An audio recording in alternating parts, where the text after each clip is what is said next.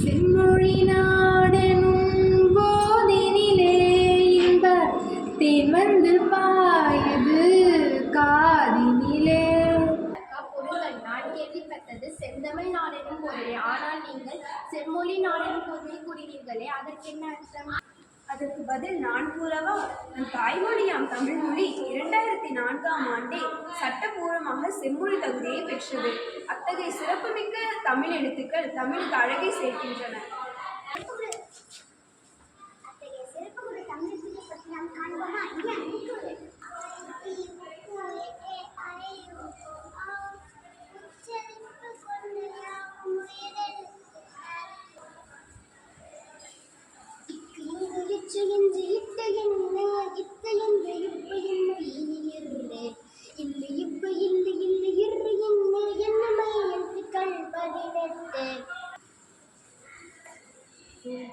எழுத்தும் மெய்யெழுத்தும் சேர்ந்தால் மெய்யெழுத்து சத்தம் போட்டு படித்திடுவோம், முத்து முத்தாய் எழுதுவோம்.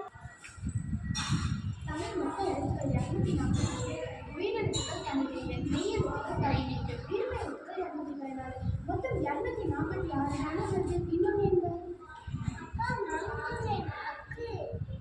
மட்டுமல்லாமல் மாணவர்களின் திறமைகளை அறிந்து ஊக்குவிக்கின்றது. அத்தகைய சிறப்பு வாய்ந்த எமது பள்ளி கலைமகள் வித்யா மந்திர் CBSE பள்ளி.